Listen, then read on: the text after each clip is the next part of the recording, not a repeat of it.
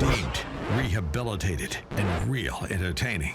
This is the Carl Jackson Podcast. All right, welcome to the Carl Jackson Show podcast. This is your daily dose of objective truth in a world of confusion and lies. So lawmakers dumped their shares of the First Republic Bank before it collapsed. And ironically, they knew exactly where to invest those new shares. It was JP Morgan Chase. All right. So isn't that amazing how that happens? So lawmakers who sold shares of First Republic Bank avoided heavy losses. The firm's stock fell from $121.54 to just $3.51 at the time of the collapse. Let me give you a list of names, some geniuses that just happened to know that First Republic Bank was going to be collapsing, and they knew where to send their money. Lawmakers in our Congress. You have Representative Lois Frankel. He's a Democrat from right here in Florida. He sold between $1,001 and $15,000 in the First Republic Bank shares on March 16th, and he bought between $1,001 and $15,000 in JP Morgan Chase shares on March 22nd. Isn't that funny? Oh. And then we have Representative Ro Khanna. He's a Democrat from California. He purchased between $1,001 and $15,000 worth of shares of First Republic Bank on March 9th, but then he sold them that same interdeterminate amount of the assets on March 15th. Isn't that weird? He also purchased between $1,001 and $15,000 in JP Morgan Chase stock on both March 3rd and March 14th. His disclosure form, by the way, said the shares belong to his wife and dependent child. Yeah. Maybe that's what I'd say too. Oh, and then there's Representative John Curtis. He's a Republican. The other thieves were Democrats, but here's a Republican, John Curtis. He's from Utah. He sold between $1,000 and $15,000 in First Republic Bank shares on March 16th, and then his wife. Or the wife of Representative Earl Blumenauer, a Democrat from Oregon. So now we're back to Democrats, sold between $1,001 and $15,000 worth of stock in the First Republic Bank on March 20th. And then we have Representative Dan Goldman, a Democrat from New York, that also sold between $1,001 and $15,000 in the First Republic Bank shares on March 15th. Isn't that amazing? It's so amazing. It's same amount thereabouts. These guys are just geniuses. I wish I had their minds.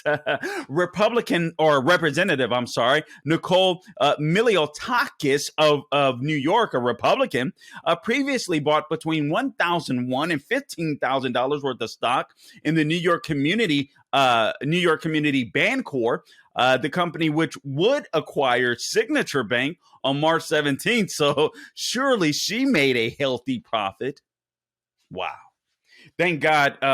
I can't believe this, but this is an unlikely pair of whom I agree with. Republican Representative Matt Gaetz of Florida, and you have Democrat Representative Ocasio-Cortez, AOC, have proposed a bill that would prohibit fellow lawmakers, their spouses, and their dependents from buying or selling individual stocks.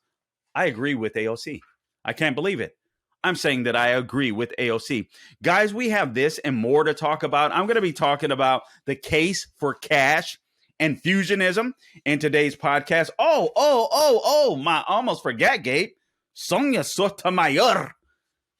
Justice Sonia Sotomayor. Am I saying that right, Gabe? I want to make sure.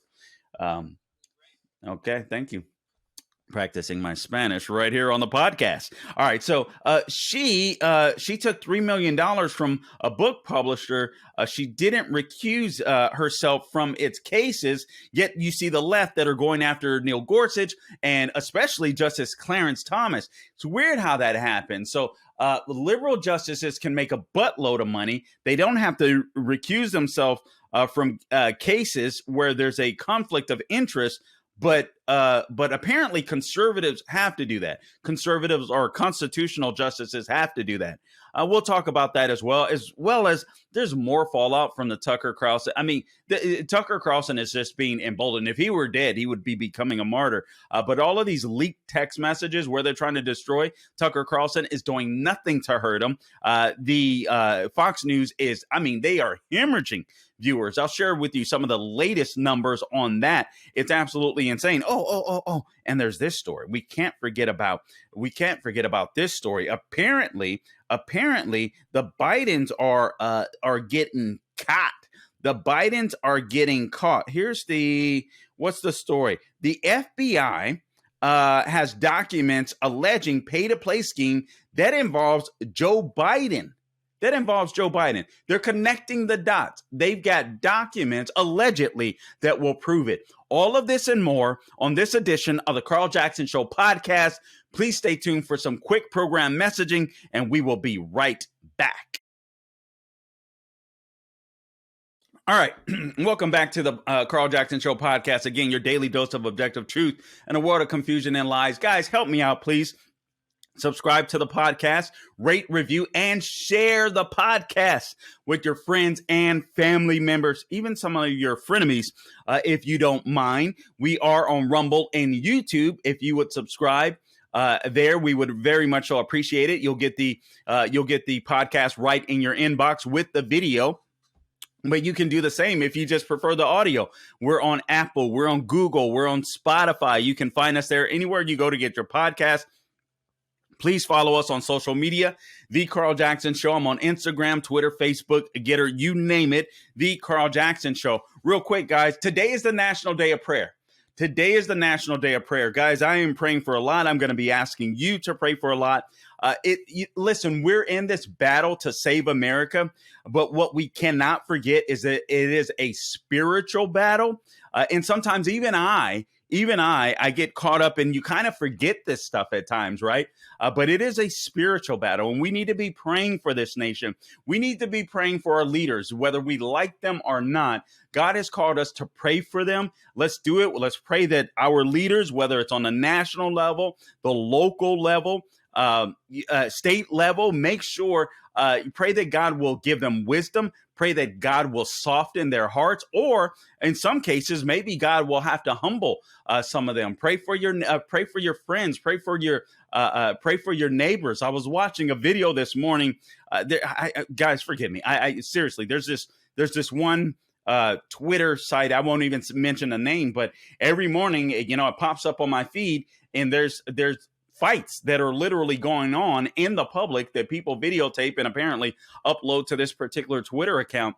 I was watching one this morning where this guy just started pounding this guy's car in a grocery store parking lot. The guy rolled down the window, and then he started punching the guy in the car. And then the guy in the car decided to use him as a bowling ball pin and ran the guy over. I don't recommend that you go watch that stuff, frankly. I don't like watching it. Believe it or not, most of the times I can't stomach any of them, and I end up turning before something bad happens. But it just the anger that exists in our culture today, man, it needs to be turned down 1,000 notches. So pray for that. There's so many things to pray for. Pray for unity in this country. Pray for this CRT, this DEI, and all of this nonsense to be wiped away. Pray that people will just be grateful for being American and having the privilege to live in this country that I do believe God ordained and blessed, and we are taking it for granted. But there's so many things to pray for, as well as whatever your personal needs are. God knows you. God knows your heart, and he loves every single one of you individually. So just take the time to pray and to be thankful to God as well. Sometimes we just need to take time to be thankful to God. Thank God for our blessings. We have it so much better than many other people around the world just living in the United States of America. I don't want to give it up on a soapbox about this. There is a verse. I want to make sure that I look it up. I'll share it with you in a little bit, but there is a verse that many of the organizers are using today. Oh, it's the fervent prayer of a righteous man availeth much. Guys, Good Lord, guys, none of us are perfect, right? All of us have sinned and fallen short of the glory of God. But there is one that is righteous, and I believe that person is Jesus Christ. Jesus Christ, who's my Lord and Savior. And if we confess our sins, He's faithful and just to forgive us of our sins and cleanse us from all unrighteousness. So if you want to be righteous, you get right with God. Just repent of your sin. Repent of your sin, turn and do something different. Turn to Him, rather, is what I should say. Guys, let me just share with you Pardoned by Grace, the movie Pardoned by Grace, since we're on the spiritual inspirational tip. And before I dive in further to this podcast, from the makers of Graham Family Films comes a powerful and inspiring true story that's going to touch your heart. It's going to renew your faith. I want to introduce you to the movie Pardoned by Grace. This is the incredible journey of Scott Heiberger. He's played by actor Joey Lawrence, convicted criminal turned prison minister. He defies all of the odds and receives an unlikely pardon, where he gets to continue his ministry on the outside, featuring Grammy Award-winning singer and songwriter Michael W. Smith as Heiberger's pastor. Pardoned by Grace showcases the transformative power of redemption and the boundless reach of God's love. You can watch Pardoned by Grace on Salem Now, and when you purchase a copy of the DVD at salemnow.com, portions of those proceeds will be donated to Scott Heiberger's nonprofit prison organization called Behind the Wire Ministries. They provide hope and support to the incarcerated. Together, we can share the power of faith and forgiveness with those who need it most. Visit salemnow.com to purchase your DVD and donate to this incredible cause today. All right, guys, here's a little bit more in the news that I want to share with you. Here's something that broke yesterday. The heat is coming down on Joe Biden and the administration. So there's an FBI has a document. The FBI has, as in they've had in their possession, a document alleging a pay-to-play scheme that involved Joe Biden. So I just want to read you a bit of this from justthenews.com, who broke the story, I believe. House and Senate GOP investigators said yesterday, on Wednesday, they've learned the FBI possesses a document alleging a pay-to-play bribery scheme that involves Joe Biden. All right, and have subpoenaed it in an explosive new twist in their long-running corruption probe of the First Family. You have Senate Budget Committee ranking member Chuck Grassley, and also the House Committee and Oversight Accountability Chairman James Comer said they learned of the document known as FD 1023. This they learned from the IRS or from the FBI whistleblower. We believe the FBI possesses, this is Senator Chuck Grassley, an unclassified internal document, he says, that includes very serious and detailed allegations implicating the current president of the United States, close quote. He goes on to say, and I quote, "What we don't know is what, if anything, the FBI has done to verify these claims or investigate further. The FBI's recent history of botching politically charged investigations demands close congressional oversight," close quote. And then you have this from the House Oversight Committee Chairman Comer that says the information provided by a whistleblower raises concerns that then VP Biden allegedly engaged in a bribery scheme with a foreign national. The American people need to know if President Biden sold out the U.S. of A to make money for himself. Senator Grassley and I, he says, will seek the truth to ensure accountability for the American people, close quote. So Comer said that his committee has issued a subpoena designed to force the FBI to produce the memo. The subpoena specifically demands the Bureau turn over all FD 1023s that contain the word, quote, Biden, close quote, and all accompanying attachments and documents. So things are getting juicy, all right? Things are getting a bit juicy. Corruption all over the place.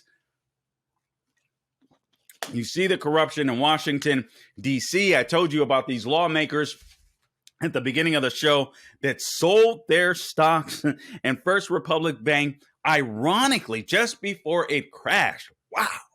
and invested their money in JP Morgan Chase. You guys know that JP Morgan Chase didn't even have to make a bid or ask the government if they could acquire First Republic Bank. No, the federal government just decided to give it to them. Isn't that amazing? The lawmakers decided to give First Republic Bank essentially to JP Morgan Chase, where they bought it on the cheap, and then they decided to invest in JP Morgan Chase. That's pretty amazing. It is amazing. All of these geniuses on the Hill. It's amazing. No wonder they go in broke as a joke and walk away multi-millionaires. They're just geniuses, obviously, right? Yeah, of course. All right, now this. And I'm going to dive into this a little further. I just want to make sure that I mention it to you.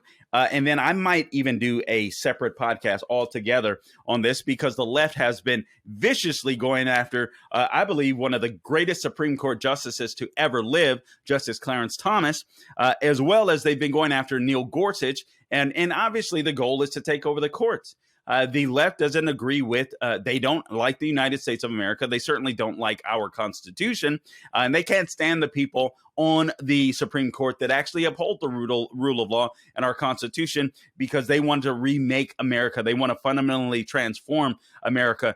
So they will share a lot of dirt on, or not even dirt, I should say, but they will share stories that fit a narrative that will make Clarence Thomas look bad, or Neil Gorsuch look bad, but they won't talk about their people. Hat tip, Daily Wire, liberal Supreme Court Justice Sonia Sotomayor declined to recuse herself from multiple copyright infringement cases that involved a book publisher by the name of Penguin Random House, despite having been paid millions by the firm for her books, making it by far her largest source of income, records show.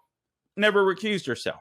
In 2010, she got a $1.2 million book advance from Knopf Doubleday Group, a part of the conglomerate. In 2012, she reported receiving 2 advance payments from the publisher totaling $1.9 million. Not exactly a bad payday, I must say. In 2013, Sotomayor voted in a decision for whether the court should hear a case against the publisher called Aaron Greenspan versus Random House, despite then fellow Justice Stephen Breyer recusing himself after also receiving money from the publisher. So Greenspan was a Harvard classmate of Mark Zuckerberg's, who wrote a book about the founding of Facebook and contended that Random House rejected his book proposal and then awarded a deal to another author who copied his book and eventually turned it into the movie The Social Network. Isn't that amazing? In 2017, Sotomayor began receiving payments each year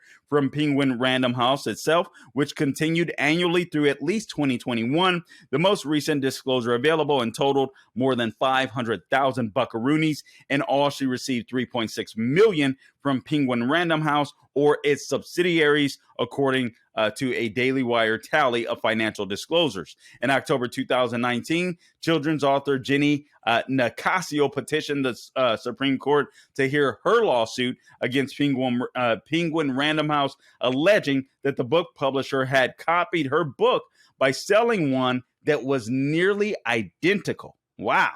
On the same day that the petition was distributed to the justices, Sotomayor received a $10,586 check from the publisher. Hush money. No. Just kidding. Anyway, there's more on this. I think I'm going to dive into this. I want to make sure that I read through it. I don't want to read through the entire column. I hate doing that to you guys, but sometimes some of the stuff requires that because it can get so lengthy. This isn't one of them. So let me dive into that and I'll come back to you guys on that particular issue. But I wanted to make sure that I mention that to you guys. I'm going to make a case for cash. The case for cash. Things that are occurring in the United States are getting very scary very quickly. And I want to make sure that we're fighting the right battles and we understand what the distractions are. Before we go on, though, I do want to tell you about my sponsor, MyPillow.com. because Lord knows in fighting the fight for freedom, we're going to need a good night's rest. And you can get that with the new My Pillow 2.0. That's right, Mike Lindell, the founder, CEO of MyPillow.com, American Jobs, American Products, American Manufacturing, has come out with the new My Pillow 2.0. It has a temperature regulating fabric surrounding the entire pillow, but it has the same original feeling as it's always had. But now with this new temperature regulating thread, the pillow is softer, it's smoother, and it's cooler. So you'll get an even better night's rest, if you can imagine that. And on top of all of that, if you use my name as a promo code, Carl, C-A-R-L, if you use my name, you will get a buy one, get one, here's the F word, free. Buy one, get one free offer. All right. All you have to do is go to mypillow.com. Click on that radio listener square at the top of the page, enter my name, Carl, or if you prefer, give them a call, 800-858-0263.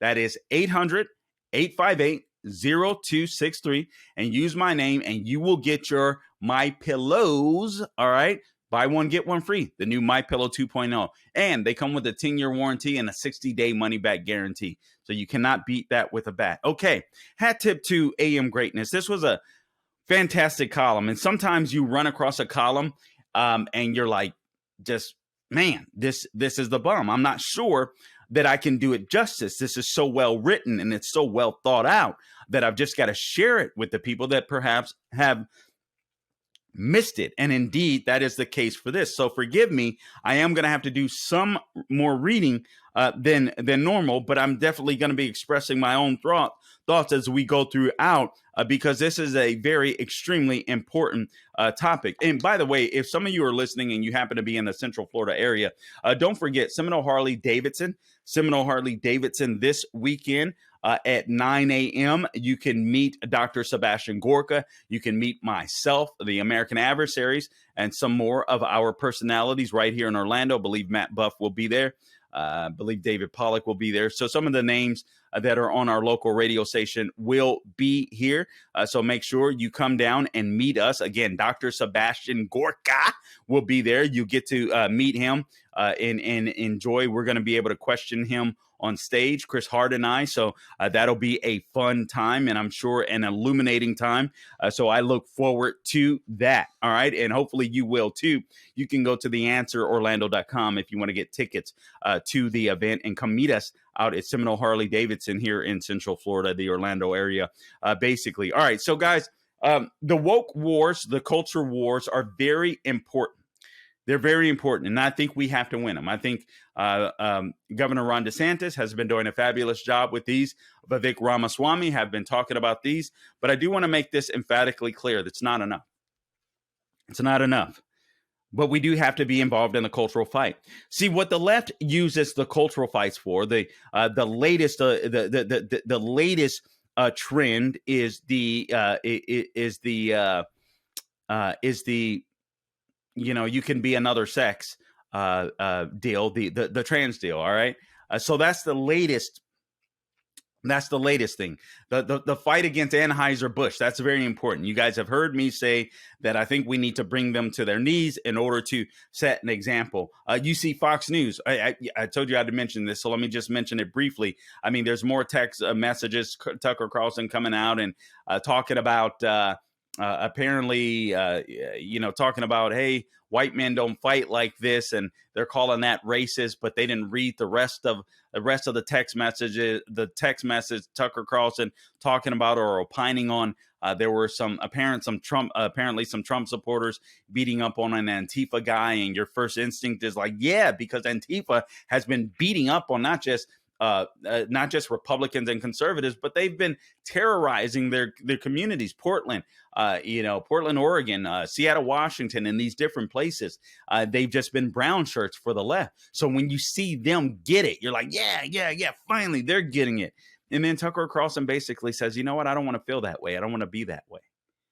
I don't want to see a fellow American, even though I disagree with them, even though I think that it's coming to earth, so to speak. I don't think he used such harsh language, but essentially that was his thought process, and he was being very transparent. And there's nothing wrong with that.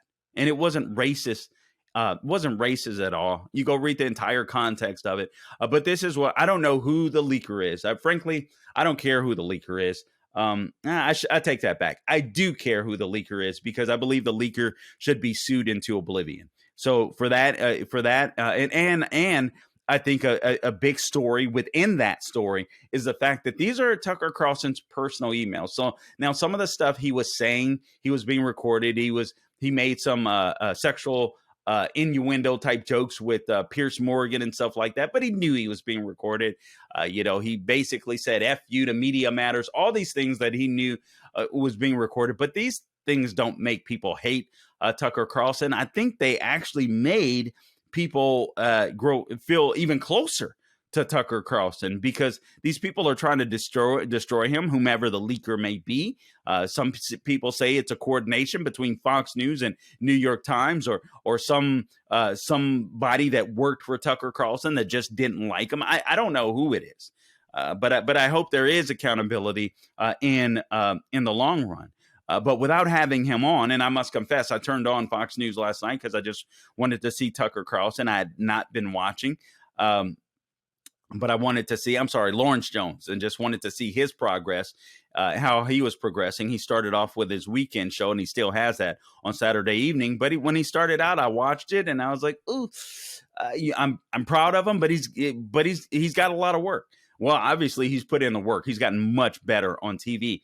The problem is no one can replace Tucker Carlson, and Fox News knows it. Everyone knows it. And it's not a dig on Lawrence Jones. I think he's doing fabulous work there. Brian Kilmeade doing great work there, whether you agree with them on some issues or not. But no one's Tucker Carlson. And you have seen the ratings just take a bloodbath. You're talking about 56 points, 56%. Newsmax is getting some viewers, although not much. It's still a fraction of the viewership that Fox got, but you're talking about Tucker Carlson was getting regularly over 3 million viewers per night, and some nights 3.5, some nights closer to 5 million viewers, and now Fox is down in that time frame, averaging about 1.6. I'm going to get into that a little more tomorrow, and also we're going to have a special podcast. Heather McDonald is going to be joining us. We're going to record a podcast. We're going to share that with you. Talk about this. Talk about crime. We're going to be talking about crime and this nonsense that it's white supremacists that are killing blacks. We're going to dive into that with Heather McDonald. So look forward to that upcoming podcast as well. And again, I want to dive into this Tucker Carlson story. I don't want you to think that I'm just passing it by. I am not. I think it's very important. I think it's bigger than Tucker Carlson, frankly. And so anyway, we'll get into that. But let me go here because I've already talked about this too long. I want to make sure that we talk about this. There are other hills to die on, or the other hills to die on is the name of the column. And it's a very great column at AM Greatness. I encourage everyone to read it. But we can talk about the woke ideology and from the left, and we should, but make no mistake about it, what wokeism is. Obviously, wokeism is meant to undermine our founding principles here in the United States of America. The left is using race. They're using gender. It's cultural Marxism is what it is. It's even abortion. They're using all of these social issues to make people mad. But ultimately, what they're doing behind the scenes is they keep us focused and distracted on these issues, or they are destroying the economy. They're destroying the dollar. You have the Federal Reserve hiking the interest rates again. And they're also trying to implement all of this green energy stuff. And it is all about control. So just understand what the woke wars are really about. We know that they're trying to undermine our system, right? Our values, right? It's cultural Marxism. So we get that. But understand that that is a tool for even larger types of control. So the woke wars are the battle, but the war is for the economy and control. And the two biggest ways in which the left are really working hard to gain control over you and I are cash, getting rid of cash. You know, they want a cashless society so they can control you. And they want all of this green energy, this EV crap to rule in America, if you will. All right, so I just want to dive into this because I think it's extremely important that you get this. And I'm going to make the case, for cash and fusionism. The case for cash and fusionism. A lot of people are proud of the fact that they don't carry around cash. And frankly, I carry around cash and I carry around a debit card, but I don't ever want cash to go away. I am old school. I have an old soul. A lot of people tell me I have an old soul. My sister says I had an old soul even when I was a kid. And I guess that's the case. Wife says the same, so I guess that's the case. But anyway, but I like cash because cash represents freedom. It represents autonomy, and I want to get into that. So here's what the column says: as conservative troops and resources flood the zone to resist the woke agenda, bigger threats are neglected, and this is what we have to make sure does not happen. We have to make sure that the bigger threats are not neglected. So the columnist goes on to say woke ideology is both a distraction from and a fraudulent justification for pushing toward the ultimate objective, and that is gaining absolute centralized control over the American economy.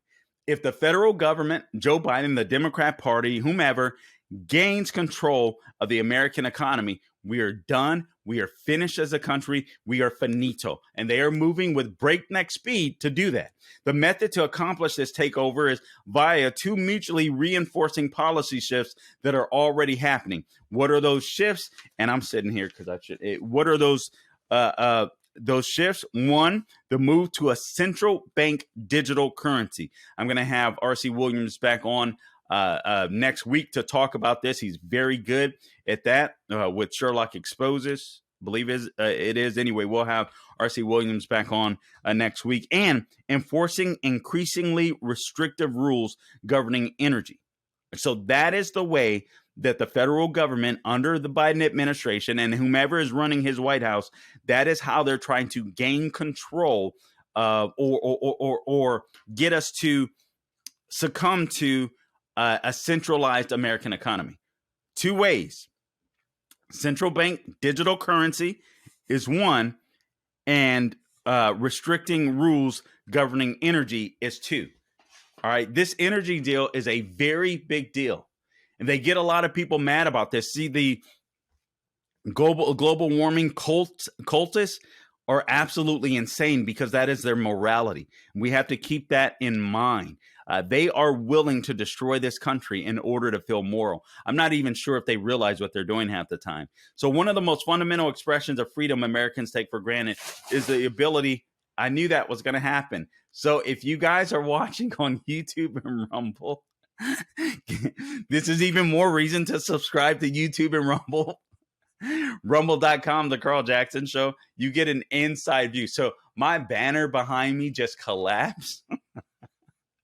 And I just, listen, this is podcasting, all right? This is podcasting. So I'm just going to roll with it. So we went from having a background to not. So if you ever see the screen and you're like, wait a minute, did he record to? No. We literally, our banner just collapsed right in the middle of the podcast. So, but you get to see that if you subscribe to our Rumble page, the Carl Jackson Show, and YouTube, the Carl Jackson Show. All right. Nonetheless, I digress. All right. All right. So here, what Americans take for granted is the ability to use cash. The fact that ordinary Americans can settle debts and sell goods using cash may not be fully appreciated until cash is taken away, the columnist says. And he's absolutely right. The privacy that's afforded to us by cash is irreplaceable. He says Bitcoin and other digital currencies may be difficult to track. And I'll talk to R.C. Williams about this. And it's true, they are difficult to track. But undisclosed Bitcoin accounts are already illegal. They're already illegal. And it isn't hard for authorities to identify who is using virtual servers and other methods of concealment. So it's not like you can, what Bitcoin strives to do is obviously we don't want the government controlling us, right? We want this separate entity, especially as debt is skyrocketing and all this kind of stuff. So Bitcoin exists where we can, different people can work together and create our own currency within the United States or different places where people are actually another global currency. But regulators don't want that. So they're regulating everything. They're tracking everything. Cash prevents them from doing that. Especially if you're younger, you younger people, I know that you love, I know that you love the convenience of everything. I get it. But man, privacy is invaluable. It is invaluable. Cash is so important. It provides us so much privacy. And I hope that is a trend that will come back. The case for cash isn't that we want to encourage an underground economy. It's the existence of cash can at least prevent the arm of government, the strong arm of government from coming down to even more petty levels, if you will. He says here, did you use cash to pay your gardener or an occasional babysitter or a handyman? If so, you might decide to give them a 1099. Did you sell old utensils, books, CDs, and furniture at a garage sale and collect cash? If so, you might decide not to get a resale permit to collect sales tax. Once cash is eliminated, those choices will be made for you.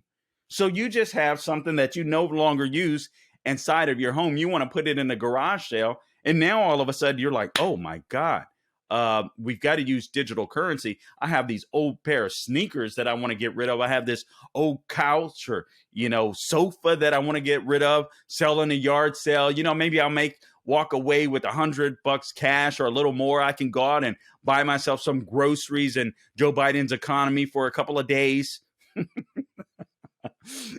No, they're going to know that even, and they're going to tax you on that. This is how insidious this stuff can get. The anonymity of cash offers safeguards as well against a growing and even more serious problem. He says the ability of corporations, very important, the ability of corporations and government agencies to stifle transactions by people deemed a, quote, threat to democracy. Now, this is where I will say this is why the culture wars are important. This is why getting rid of ESG, environmental, social, social and governance scores in banking is absolutely necessary. ESG must go bye-bye completely in our banking system. Completely. We should not have social credit scores. Banking should be about banking and banking only. And this is why it's so important to take on these woke behind corporations. And this is why they need to feel the pain. This is why I want Anheuser-Busch to feel the pain. Frankly, anybody that goes woke, I hope they go broke. I hope they go broke.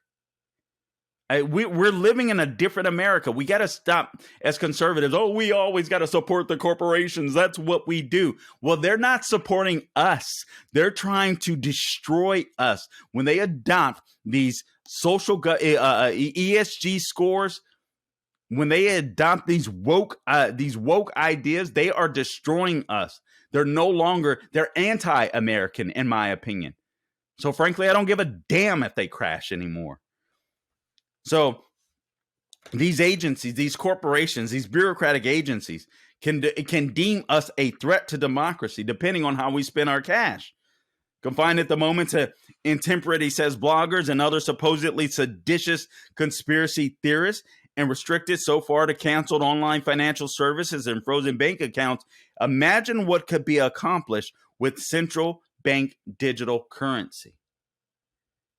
Just imagine the control they'll have. Here's the JH Investments explaining the risk of central bank digital currencies. CBDCs may pose a threat to privacy. The central authority that will be responsible for collecting and distributing identification and transaction data will have access to all monetary transactions. In addition to the threat of central banks disallowing or curbing transactions between citizens, the data could be vulnerable to hacks or misuse if leaked. Imagine if you had a tyrannical government that wanted to take over America. They couldn't stand the Second Amendment. They couldn't stand the ability of citizens to be able to defend themselves with arms. And you needed to get a you needed to get a firearm in order to defend yourself, God forbid that were to ever happen, how would you get it? I guess you could trade stuff. I guess that's another option. But what if you don't have much to trade? Who knows? Or do you don't have something worthy of a trade, and all you can use is all you can do is buy. Good way to track people, isn't it? Good way to track people. Then he says there's the understatement of the currency. If CBDC replaces cash, it will be possible to precisely target and control what and how much every individual is permitted to buy or sell. Not only government agencies, but major corporations will have this control. Well, if Carl's a conservative or Judy's a conservative, they're going to this hunting store. Let's make sure they don't, walk out with anything crazy. Let's make sure they aren't allowed to buy this much ammo, or wait a minute, they've eaten enough this week. This is crazy. Let's cut them off. The implications are scary. It will be possible to vary how much someone has to pay for goods based not only on their social credit score, the columnist says, but also on their income.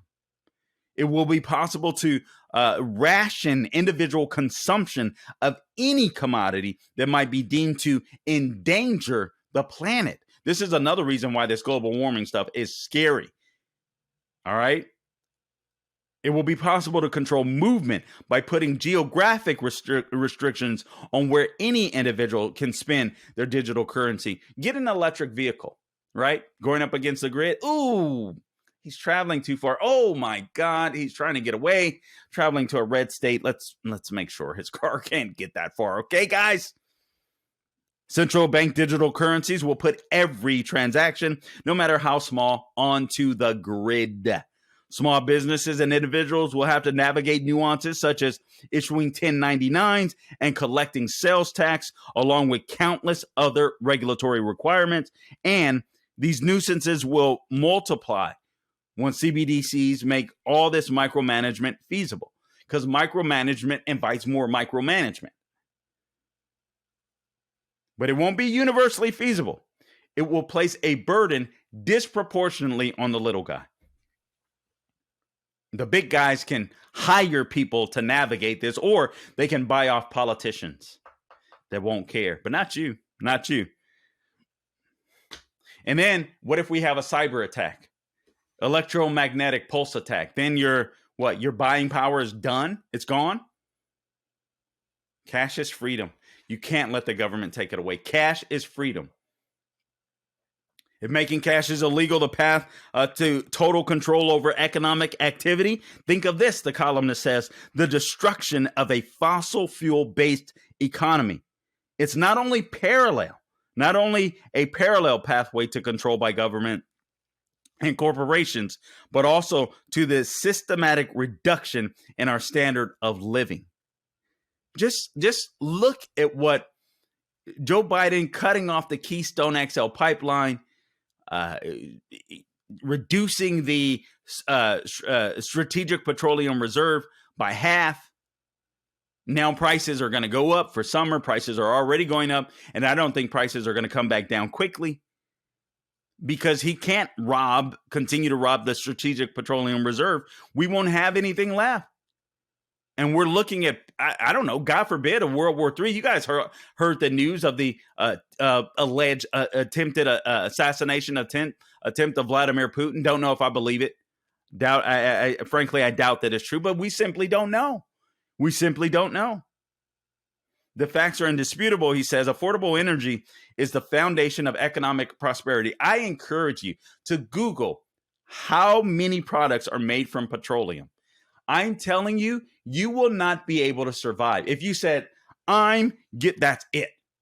All these people that buy EVs and think they're, Leonardo DiCaprio, all these people that think they're moral as a result of, even if they're legit. He seems to be somewhat legit, I guess. No, but he flies in a private jet at times. All right, so never mind that.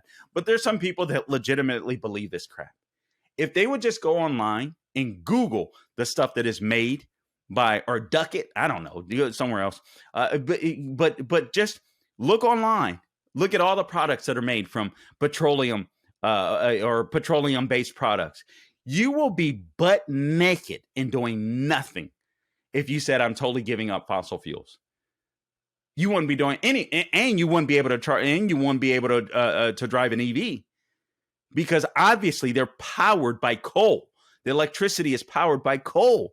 This stuff is such a joke. Listen to this. The facts are indisputable.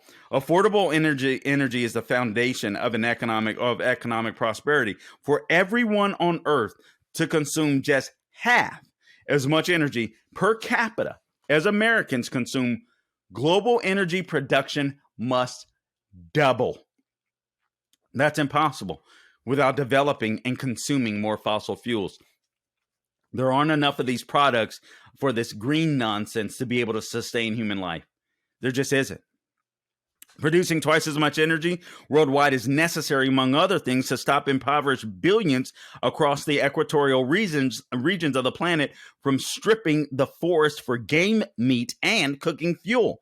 It is necessary to preserve and expand the middle class everywhere fossil fuels are. It is required to make extremely large families economically unnecessary, in the developing world, and to make having children economically feasible again in the developed world. It is a prerequisite to global peace and prosperity, as we can see with Russia. If we were energy independent again, I don't even think there'd be a Russia-Ukraine war. There wouldn't even be. The good news is there are enough known reserves of fossil fuel that can sustain us. Did you guys know this? For the next few centuries that we know of, the next few centuries, there are enough fossil fuels to sustain us for the next few centuries. But the elites who run these Western nations that are in Washington, D.C. are determined to crack down on fossil fuel consumption. Why? They have concluded that the theories of climate catastrophe require an immediate transition to renewables. There's something out on John Kerry, too, a new scandal. I got to look into that. In their embrace of the theory that carbon dioxide from fossil fuel is an existential threat, they ignore other facts. Here are the other facts. Renewables are more disruptive. Have you ever seen go online, go see the earth movers. They're literally called earth movers that you have to use to mine, besides the child slavery that you have to mine. I don't mean to laugh, but it's just sick. These people are such frauds. But go look at those earth movers where you have to mine for these batteries. They're more disruptive to the environment. There aren't nearly enough raw materials, he says, to deploy them. Failure to develop more fossil fuel will cause global energy starvation, and in so doing, there will be a war, famine, poverty, tyranny, and certain environmental destruction. He's so right. Yet they push forward with this madness anyway. Of course they do. Central bank digital currency and energy rationing must be challenged with the same passion and urgency, he says, that informs the resistance to woke ideology. We have central bank digital currency is an existential threat, not just to America, but to the world. It's an existential threat to freedom. It's an existential threat to rising out of poverty. It's so important to remember that. But the same is true about energy. The same is true about fossil fuels. Woke ideology is as important as it is, and you hear me talking about it a lot. And I love what Governor Ron DeSantis is doing about it. It's not enough. It's not enough. It's not enough. All right, so they'll use these for us they're using us because they want us to submit to government, to big government, and to corporatism. So woke ideology, he says, is a train. Total monitoring and control over money and energy is a destination. So what's the solution? Carl, you're scaring the crap out of us. What's the solution? Fusionism. Have you guys heard of this? Let me just share. We'll wrap up with this. I won't be much longer here. I thought this was absolutely fascinating. I hope that I didn't. Okay, what is fusionism? Let me just give you. This is actually Wikipedia, but I'll just use it for in American politics, fusionism is the philosophical and political combination or fusion of traditionalist and social conservatism with political and economic right libertarianism. The philosophy is most closely associated with Frank Meyer. It's also associated with Ronald Reagan. I'll tell you in a different way. I'll tell you why. So conservatives and moderates alike can join with independent voters. And I'm one of these people. I'm like, I can't say there's no such thing as an independent, right? Independent voters always tend to vote for the way their values are. They vote their values too, right?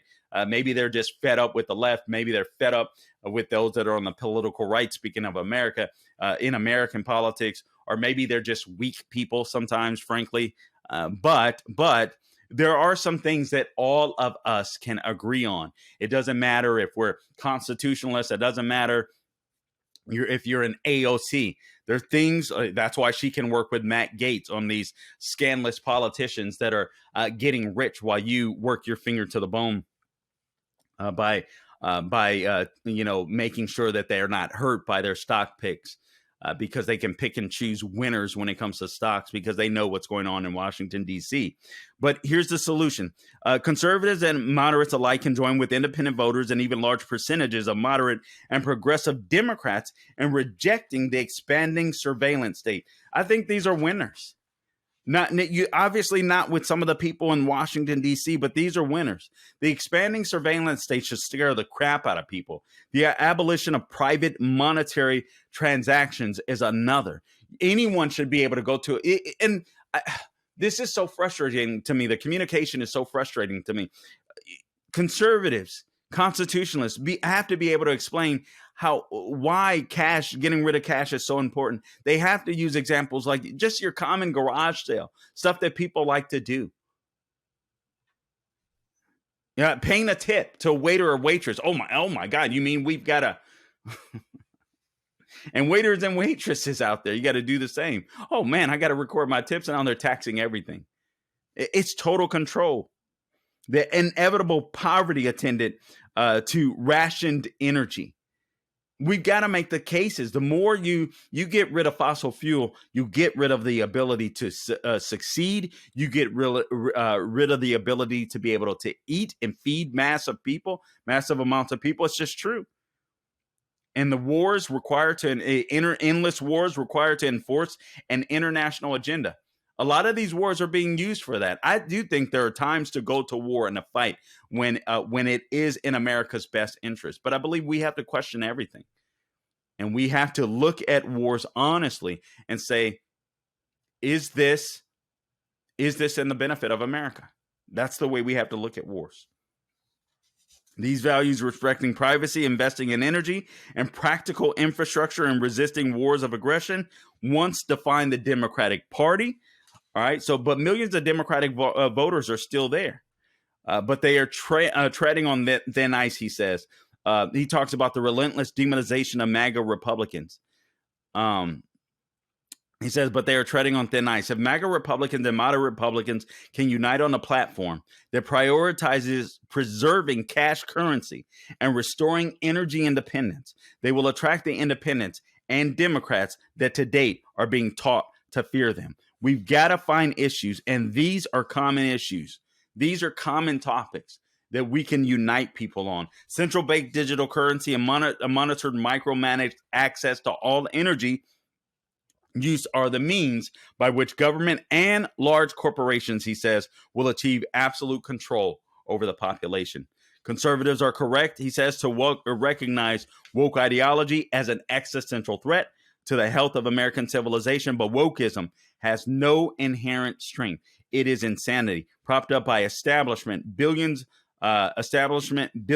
merely because it is useful to them. Billionaires, basically. If the ultimate destination, authoritarian government through CBDCs and rationed energy is destroyed, the woke train will derail in and of itself. Man, I was trying to get I thought that was in the article, but I wanted to connect with Ronald Reagan. Where is it? I want to see if I can find this real quick. before I let you guys go. And again, let me just say this real quick. Please subscribe to the podcast wherever you go to find your podcast, Apple, Google, Spotify. Please subscribe to our Rumble channel, our YouTube channel as well, The Carl Jackson Show. If you rate and review those things, you'll get them right to your inbox. Comment. We would really appreciate that. It'll help us to gain some momentum here, gain some steam. I just wanted to. I'll come back with that. I want to explain how fusionism is tied to a thing that Ronald Reagan used as well. I don't know where the heck I saw that. But anyway, here it is. When imagining a political overthrow of the prevailing agenda of corporations and government in America today, an accurate but discredited term for the necessary coalition building process is fusionism. During the Reagan era, this was the big tent. So fusionism is the new big tent. All right. Energy independence, cash is king. You know what I mean? Ending the surveillance state. This is the new big tent. And if we can unite around those bigger issues, the woke stuff will collapse. Guys, I appreciate you. I'm so thankful that I found that. I'm so thankful for you for tuning into this edition of the Carl Jackson Show podcast. Again, we can't do this without you. Subscribe to the podcast wherever you go to get your podcast. Find us on, find me on social media, The Carl Jackson Show, Instagram, Facebook, Twitter, Getter, True Social. I'm there. Make sure you say a prayer today. Pray for your family. Pray for your church. Pray for your country. Pray for leaders, strong leaders in the church that will rise up and speak against this woke nonsense, that will speak the truth of the Bible. Pray that you'll be a person of faith that'll stand strong against the enemy's arrows. I got to pray the same for myself. We just remember that. We're in a spiritual battle. We're in spiritual warfare. We can never forget that. I appreciate you guys tuning in today. And until next time, don't grow weary doing good. God bless you.